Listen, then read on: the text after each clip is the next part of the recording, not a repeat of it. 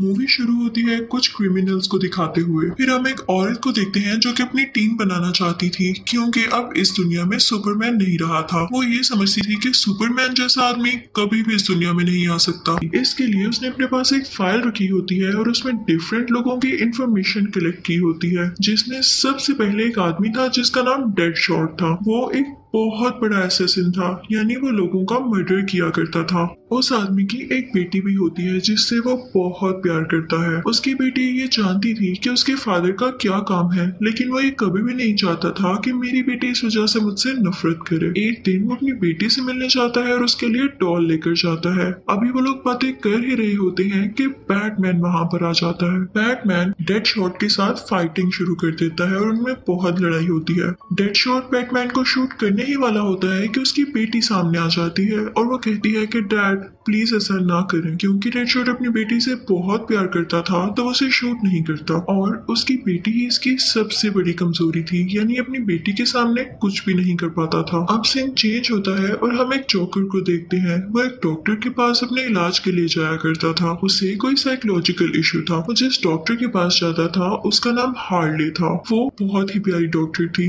लेकिन वो जोकर का इलाज करते करते उसे पसंद करने लगती है। लेकिन जैसा कि मैंने आपको बताया कि वो साइकोलॉजिकल पेशेंट था, तो वो उसे तंग करने लगता है, उसे टॉर्चर करने लगता है। वो कभी उसे इलेक्ट्रिकल शॉक्स देता है तो कभी उसे पनिशमेंट देता है, जिसकी वजह से वो पागल हो जाती है। एक दिन हार्ले पार्टी से कहीं आ रही होती है।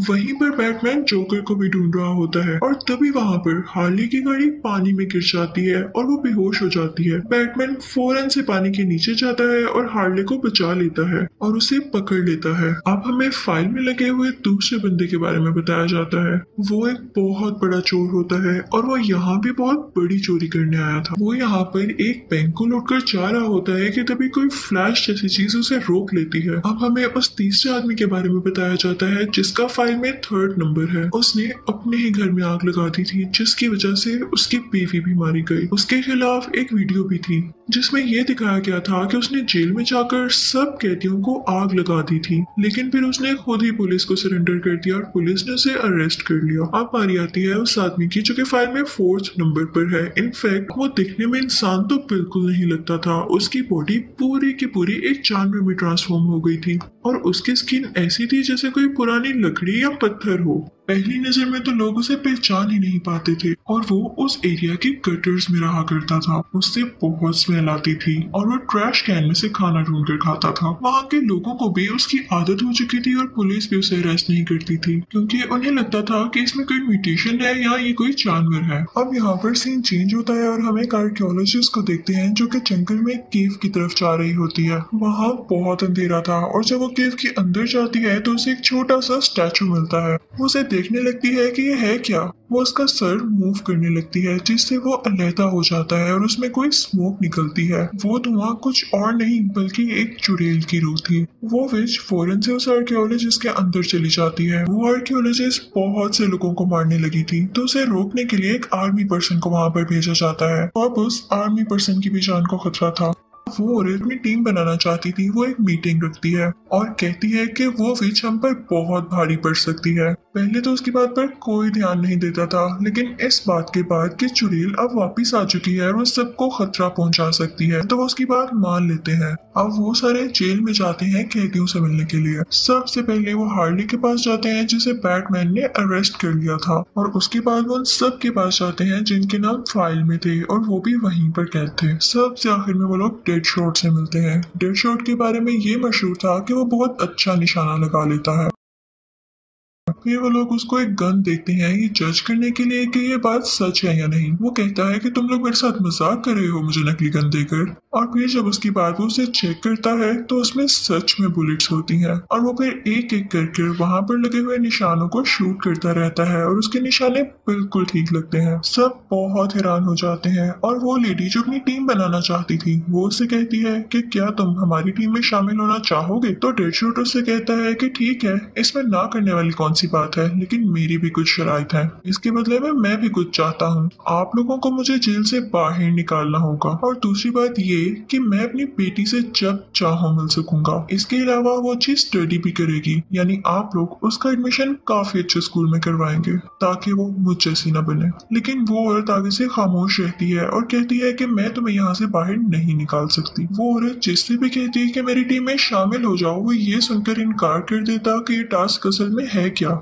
अब हम जोकर को देखते हैं जो कि बैठा होता है और ये सोच रहा होता है कि मुझे हार्ले को किसी न किसी तरह जरूर बचाना है। अब मूवी इस सीन पर आती है जहाँ पर वो आर्कियोलॉजिस्ट और आर्मी ऑफिसर एक साथ होते हैं और आर्कियोलॉजिस्ट सो रही होती है। तभी वो चुड़ैल, वो विच उसे पोजेस कर लेती है, उस पर आ जाती है। आर्मी ऑफिसर डर कर उस पर गन पॉइंट कर लेता है, लेकिन वो डरने की बजाय उसे एक विजन दिखाती है जिसमें वो ये देखता है कि वो आर्कियोलॉजिस्ट मर रही है। आर्मी ऑफिसर हेल्प के लिए किसी को कॉल कर रहा होता है, लेकिन ये देखकर वो रुक जाता है क्योंकि उसे कुछ समझ नहीं आ रहा था कि आर्कियोलॉजिस्ट असल में है कहाँ पर। और तभी वो विच, वो चुड़ैल वहाँ से गायब हो जाती है। वो इनफैक्ट उसी औरत के घर गई होती है जो अपनी टीम बना रही थी। उसके घर एक ऐसा स्टैचू था जिसमें उसके भाई यानी उस चुड़ैल के भाई की सोल कैद थी। वो वॉशरूम में जाती है और वहाँ शीशे में से हाथ निकालकर एक आदमी को चोट दे देती है जिससे वो बेहोश हो जाता है। फिर वो वहाँ से वो स्टैचू उठाती है और उसको यहाँ पर लेकर आती है।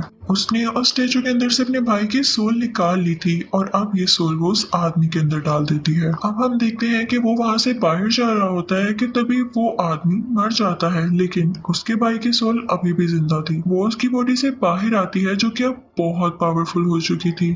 ऐसा लग रहा था कि उसे रिवाइव होने के लिए किसी की बॉडी की जरूरत थी और अब वो बहुत पावरफुल थी। वो बाहर निकलते ही हर एक को मारने लगती है और जब ये बात एजेंसी तक पहुंचती है, यानी जहाँ पर मीटिंग हो रही थी, तो वो लोग कहते हैं कि फौरन से उस औरत को ढूंढा जाए जो टीम बनाना चाह रही थी और उसे कहा जाए कि वो चीज वो एक्टिवेट कर ले जिससे उस स्विच को रोका जा सके। अब पुलिस जेल में हार्ले को ढूंढने के लिए जाती है, लेकिन हार्ले इनसे लड़ने लगती है और फिर वो डेडशॉट की तरफ बढ़ते हैं ताकि उसे पकड़ लें। लेकिन वो भी पुलिस वालों से लड़ने लगता है तो पुलिस वाले उसे बांधकर कहीं ले जाते हैं। वो बेहोश हो जाता है। साथ ही लोग हार्ले को भी ले जाते हैं और इन दोनों की बॉडी में एक चिप लगाई जाती है। फिर हमें दिखाया जाता है कि हार्ले किसी को एक टेक्स्ट करती है यानी मैसेज करती है और तभी कुछ ही देर में उस जेल में जोकर आ जाता है, लेकिन उसे वहाँ पर हार्ले नहीं मिलती। अब अभी तक वो वेपन तैयार नहीं हुआ था जिससे उस स्विच को रोका जा सके। तो आर्मी ऑफिसर और वो आर्कियोलॉजिस्ट एक साथ वहां पर जाते हैं। अब यहाँ पर हमें पता चलता है कि उस जगह पर पहुंचते ही उस आर्कियोलॉजिस्ट में वो रूह दोबारा आ जाती है, लेकिन उसको पूरी तरह से पोजेस कर देने के बाद वो वहां से गायब हो जाती है। लेकिन अच्छी बात ये थी कि उस विच का दिल उस लेडी के पास था जो कि अपनी टीम तैयार कर रही होती है। उस तक जब ये बात पहुंचती है कि वो विच फिर से भाग चुकी है तो वो उसके दिल पर स्टैब करने लगती है जिससे वो विच कमजोर होने लगती है। वो फौरन से अपने भाई के पास जाती है और कहती है कि भाई मुझे बचा लो। उसका भाई उसके अंदर अपनी पावर्स डाल देता है जिससे वो बच जाती है और ज्यादा पावरफुल हो जाती है। अब पुलिस हार्ली और डेडशॉट को बताती है कि तुम लोगों के अंदर जो चिप लगाई गई है वो कोई ऑर्डिनरी चिप नहीं है बल्कि एक्सप्लोसिव चिप है। अगर तुम लोगों ने जरा सी भी चालाकी की या यहाँ से भागने की कोशिश की तो तुम लोग मारे जाओगे।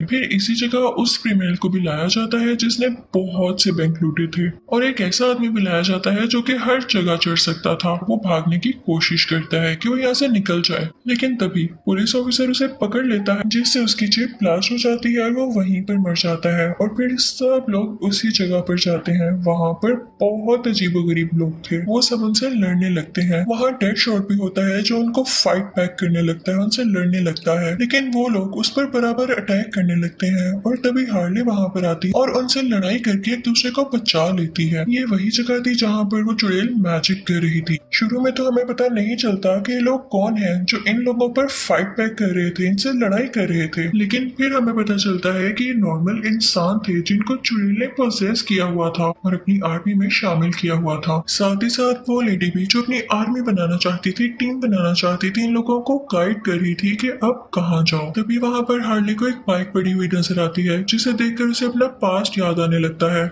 कि जब वो जोकर को पसंद करने लगी थी तो इसी बाइक पर वो जोकर का पीछा किया करती थी। अब जब वो पुलिस ऑफिसर उन लोगों का मुकाबला नहीं कर पा रहा होता तो वो डेडशॉट के पास जाता है और कहता है कि हमें मिलकर इनका मुकाबला करना होगा, क्योंकि वो भी जानता था कि डेडशॉट बहुत पावरफुल है। डेडशॉट उसकी बात मान लेता है क्योंकि वो दिल का अच्छा होता है और फिर वो सब लोग मिलकर एक मॉल में जाते हैं। उनके साथ वो क्रिमिनल भी होता है जिसने बैंक लूटे थे। हार्ली क्योंकि पागल हो चुकी थी तो उसे कुछ ज्यादा ही जल्दी थी मॉल के ऊपर जाने की। वो फौरन से उधर चली जाती है और बाकी सब उसके पीछे पीछे जाते हैं। जैसे ही वो लोग ऊपर जाते हैं तो वहाँ पर वो अजीबोगरीब आदमी भी होते हैं जिसे विच ने पोसेस किया हुआ था। वो उनसे बहुत फाइट करते हैं लेकिन उनको हरा ही नहीं पाते। तो वो आदमी जिसने अपने घर में आग लगा दी थी और वो आग लगाकर लोगों को मारा करता था, उसे एक आइडिया आता है। वो विच के पास जाता है और उसे गुस्सा दिलाता है, जिसकी वजह से उस जगह विच अपने सारे पोसेस किए हुए लोग बुला लेती है और वो आदमी हर तरफ आग लगा देता है, जिसकी वजह से सब लोग एक ही जगह पर मारे जाते हैं। इस बात की वजह से हार्ली से बहुत इम्प्रेस होती है। अब उनको एक रूम दिखाई देता है। आर्मी ऑफिसर उस रूम के अंदर जाता है और बाकी सबसे कहता है कि जब तक मैं न कहूँ अंदर मत आना। वो जैसे ही अंदर जाता है तो उस लेडी को देखता है जो अपनी टीम इकट्ठी कर रही थी। वो उसको देखते ही बाकी लोगों को शूट करने लगती है और कहती है कि तुम मेरे किसी काम के नहीं हो। उसे ये देख के काफी दुख होता है कि वो लेडी सिर्फ अपना फायदा सोच रही थी, वो सिर्फ खुद को बचाना चाहती थी। तभी वहाँ पर डेडशॉट भी आ जाता है और जब उसे भी ये पता चलता है कि इस लेडी को तो दूसरों की जान से कोई मतलब ही नहीं है, तो फिर हम इसके लिए अपनी जान के खतरे में डाल रहे हैं। वो सब लोग काफी दुखी होकर उस बिल्डिंग से बाहर आ जाते हैं कि तभी एक हेलीकॉप्टर उन पर फायरिंग स्टार्ट कर देता है और हार्ले एक हेलीकॉप्टर के साथ लगी हुई रस्सी के साथ लटक कर अपनी जान बचा लेती है। लेकिन तभी वो लेडी बाहर आती है और उस हेलीकॉप्टर पर शूट कर देती है, जिससे उसमें आग लग जाती है। यहाँ पर लग रहा था जैसे हार्ले और जोकर दोनों मारे जाएंगे, लेकिन जोकर हार्ले को धक्का दे देता है, जिससे वो हेलीकॉप्टर से नीचे बिल्डिंग पर आकर गिरती है। जोकर खुद हेलीकॉप्टर में ही होता है, जिसकी वजह से यहाँ पर वो मारा जाता है। और फिर हम उस लेडी को देखते हैं जो कि हेलीकॉप्टर में चढ़ जाती है और कहती है कि दूसरा हेलीकॉप्टर आने ही वाला है और उसमें वो लोग होंगे जो मेरी टीम के मेंबर हैं, यानी वो वेपन बनाने वाले जो चुड़ैल को हरा सकते हैं। जैसे ही वो लेडी हेलीकॉप्टर में बैठकर भाग रही होती है तो तभी वहाँ पर उस चुड़ैल का भाई आ जाता है और उसके हेलीकॉप्टर को डैमेज कर देता है। तभी वो उसके पास जाता है और अपनी बहन यानी उस विच का दिल लेकर अपनी बहन के पास चला जाता है। उसे वो उसका दिल दे देता है, जिसे वो विच अपने पास ले लेती है और खुद को और ज्यादा स्ट्रॉन्ग फील करने लगती है। यहाँ पर वो सोचती है कि वो लेडी अब कभी भी ये वेपन नहीं बना सकती और अब मैं पूरी दुनिया पर राज करूंगी। डेडशॉट कहता है कि मुझे जहाँ तक कहा गया था मैंने उतना किया, अब मेरा काम पूरा हुआ और मैं जा रहा हूँ। वो लोग मिलकर बाहर जाने लगते हैं। तभी हार्ले वहाँ पर बैठी होती है। वो यहाँ पर बहुत एनर्जेटिक होती है और कहती है कि मैं तुम लोगों के साथ जाऊंगी और उस चुड़ैल से लड़ाई करूंगी।